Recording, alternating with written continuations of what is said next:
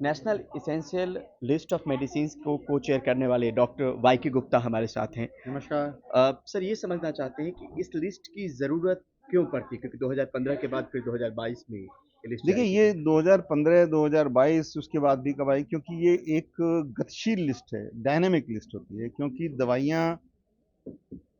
नई दवाइयाँ आती हैं और पुरानी दवाइयों का साइड इफ़ेक्ट्स कई कई बार आता है और उससे बेहतर दवाइयाँ आती हैं। तो इसलिए हम वो दवाइयाँ इसमें रखते हैं जो कि समाज में बीमारियाँ जो हिंदुस्तान के परिप्रेक्ष्य में जो बीमारियाँ हैं, उनमें मेजॉरिटी ऑफ द पेशेंट के लिए ये फ़ायदा करती है।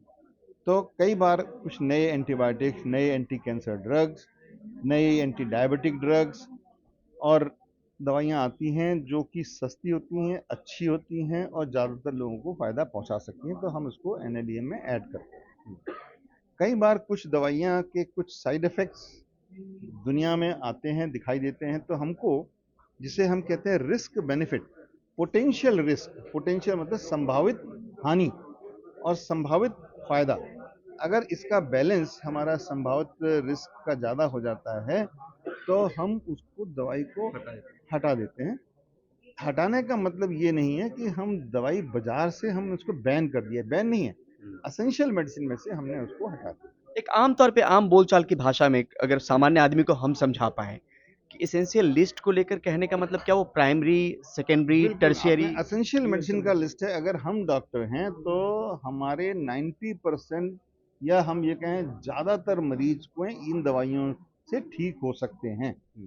इसके बाहर अगर हम प्रिस्क्राइब करते हैं तो वो, जिसे हम कहते हैं फैशन या हाई कॉस्ट या किसी किसी को फ़ायदा कर सकती है, तो हम अगर इसी लिस्ट में से डॉक्टर प्रिस्क्राइब करें तो उसमें मरीज का हित है, उसको कॉस्ट सेविंग है और लिमिटेड दवाइयों का उसका इस्तेमाल भी ज़्यादा ठीक है। लेकिन बाज़ार में इतनी तरह की चीज़ें मिलती हैं, तो हम ये नहीं कहते कि सारी खराब है या कुछ नहीं देना चाहिए, लेकिन अगर हम असेंशियल मेडिसिन लिस्ट में से दें तो हम एक कॉस्ट कंटेनमेंट कर सकते हैं। खास तौर से जब सरकार को देना है तो हमारे पास लिमिटेड रिसोर्स है, तो उस लिमिटेड रिसोर्स को हम सारे ज़्यादा से ज़्यादा लोगों को अच्छी तरह से ट्रीट कर सकते हैं। तो ये एक एसेंशियल मेडिसिन का कंसेप्ट है। अगर आपके पास बहुत ज़्यादा धन है तब आप कुछ भी दो, असीमित धन है तो, लेकिन ऐसा तो बड़े बड़े देशों में भी नहीं होता। सर ये भी समझना चाह रहे हैं कि इस बार जो लिस्ट आई है उसमें कितनी दवाइयाँ हैं जो इस लिस्ट में हैं? कितनी डिलीट की गई और कितने शामिल किए गए एडिशन में? इसमें जी अगर आप देख के बताएं कोई दिक्कत नहीं इसमें। ये यहाँ पे एक लिस्ट है हमारे पास, यहाँ पे एक लिस्ट है और इसमें से अगर देखिएगा बताओ। जी सर।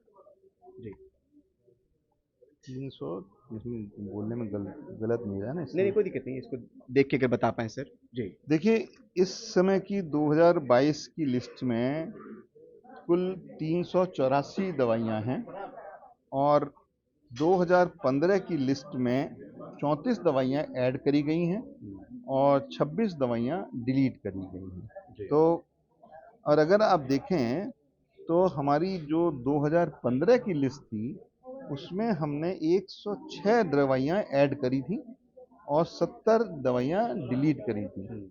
इससे एक चीज़ ये भी लगती है कि अब हमारा जो सिस्टम है परिपक्व होता जा रहा है और ये वेल रेगुलेटेड कंट्री का एक निशानी है और ये हमेशा ही होता रहेगा, क्योंकि कुछ दवाइयाँ अंदर आएंगी, कुछ दवाइयाँ बाहर जाएंगी। कोविड की कोई दवाई शामिल नहीं की। कोविड, हमने इसमें जो क्राइटेरिया रखा है कि जब दवाई का ठोक बजा के पूरा एस्टेब्लिश्ड उसका सेफ्टी और एफिकेसी हो जाएगा तब करेंगे।